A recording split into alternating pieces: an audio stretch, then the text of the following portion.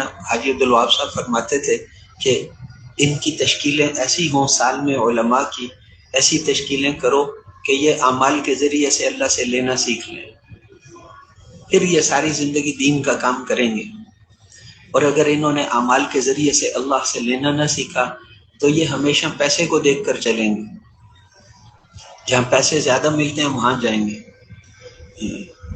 اور ہمارے اکابر یہاں علماء میں بیان ہوتا تھا تو حاجی صاحب علماء کے قصے سناتے تھے بہت زیادہ، دارالعلوم دیوبند کے بڑوں کے سارے ان کو بہت یاد تھے۔ وہ امدادیہ کے جامعہ امدادیہ کے استاد آتے تھے تو ان کے والد صاحب اور ان کے دادا کے قصے سناتے تھے، ہر ایک کو اس کے بڑوں کے قصے سناتے۔ مولانا فضل الرحمان صاحب کو ان کے والد صاحب کے قصے سناتے، مولانا نذر الرحمان صاحب کو ان کے پیر صاحب تو خواجہ خان محمد صاحب تھے، ان کے پیر صاحب مولانا عبداللہ صاحب تھے، ان کے قصے سناتے تھے، وہ میرے دوست تھے۔ مولانا حسین احمد مدنی صاحب نے ان کو ایک 12 صفحے کو خط لکھا تھا، وہ سنبھال کے رکھتے تھے، مولانا کا خط میرے پاس آیا تو مولانا احمد علی لاہوری صاحب کے پاس جاتے تھے، وہ بہت محبت کرتے تھے کہ مجھے کار نبوت کی خبریں سنایا کرو آ کر، تو ہمیشہ بڑے علماء کے قصے سنایا کرتے تھے، اور سننے والے بھی حیران ہوتے تھے۔ جس مدرسے والے آتے تھے ان کے بڑوں کے قصے سناتے تھے کہ تمہارے والد صاحب کا ہمارے ساتھ اتنا تعلق تھا، اتنا تھا، اتنا تھا۔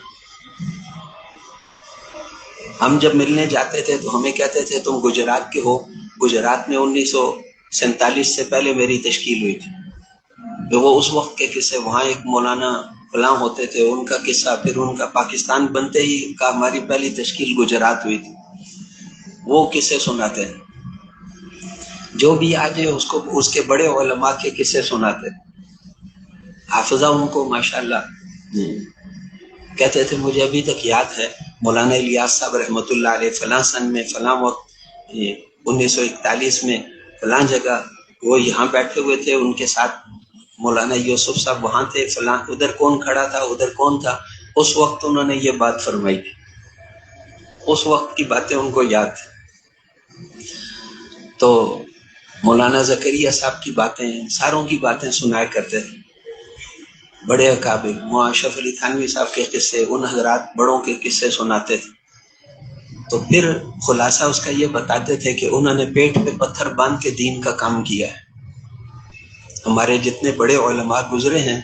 انہوں نے کبھی مال کو نہیں دیکھا، پیٹ پہ پتھر باندھ کے دین کا کام کیا، اس لیے وہ اتنے بڑے بن گئے۔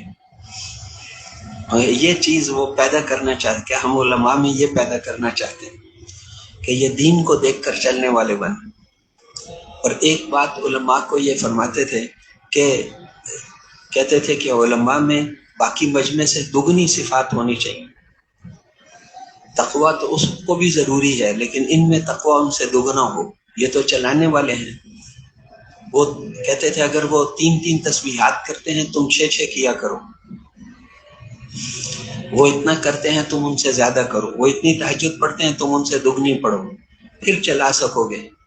استاد زیادہ پابند ہوتا ہے تو طلبہ پابند ہوتے ہیں، جب استاد پابند